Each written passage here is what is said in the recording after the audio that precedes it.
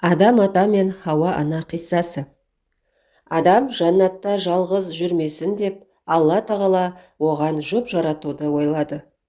Ұлы Алла Хауа ананың тәнін жасау үшін Адам ата ұйқыда жатқанда оның сол жақ бұғана қабырғасын таңдайды. Себебі Тәңірі тағала адамның бұғана сүйегін жердің қиыршық тасы жоқ ұлпа құмынан жаратыпты. Адам атаның ең нәзік, ең жұмсақ етінен жаралғандықтан, әйел адамның денесі мамықтай жұмсақ, мақтадай нәзік болыпты. Адамның сол жақ қабырға асты босап қалғандықтан, көкіректің ортасында тұрған ет жүрек босап қалған тарапқа қарай ойысады.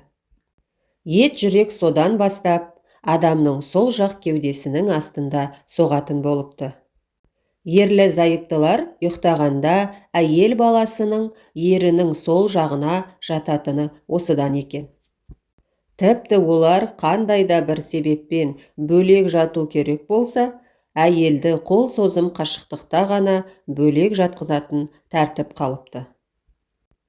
Ерлі зайыптылар татулығы бұзылып бөлек жата бастаса, үйдің берекесі қашып, махаббаттары тез сөнеді екен. Адам ата ұйқыдан оянған соң, әппақ жаулық жамылып тұрған әдемі келіншекті көріп таң қалып, «Ия Алла, мына ақ жаулық жамылған кім?» деп сұрайды. Ұлы Алла, «Бұл Хауа ана, сенің жан жарың, өмірлік серігің болады. Бар, жаулығын ашып, жүзін көр, жарыңмен таныс» деп бұйырады. «Ия Алла, сен оны не үшін жаулықпен жасырдың?» дейді. Ібіліс деген қас дұшпаның бар емес пе? Ойлағаны саған тек қастық.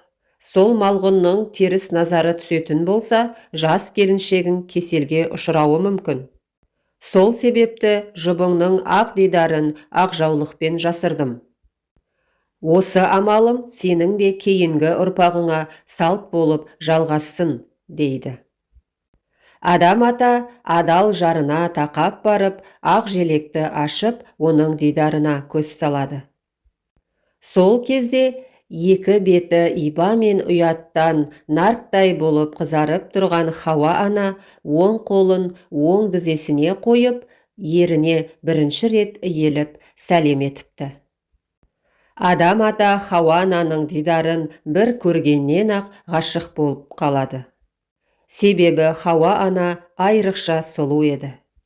Сипаттауға тіл жетпейтін, себебі ұлы Алла бір тамшы нұрынан сұлулықты жаратты.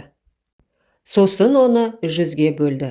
Оның 99 бөлігін Хауаға дарытты. Қалған бір тамшыны тағы да 100-ге бөлді. Оның 99 тамшысын алды да Жүсіп пайғамбардың рухына сыйлады. Одан артылған бір тамшыны тағы да 100-ге ыдыратты.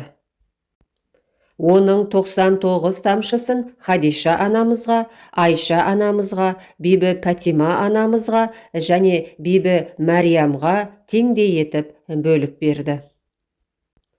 4 анамыздан артылған бір тамшы нұрды алды да миллиардтаған сансыз зәрреге бөлді.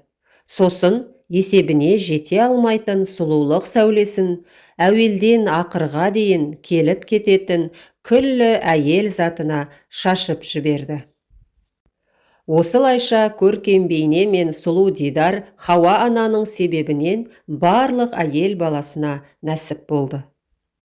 Қыз келіншектердің ер адамға қарағанда ажарлы болатыны осыдан екен. Адам ата қолын созып, қалыңдығын өзіне шақырады.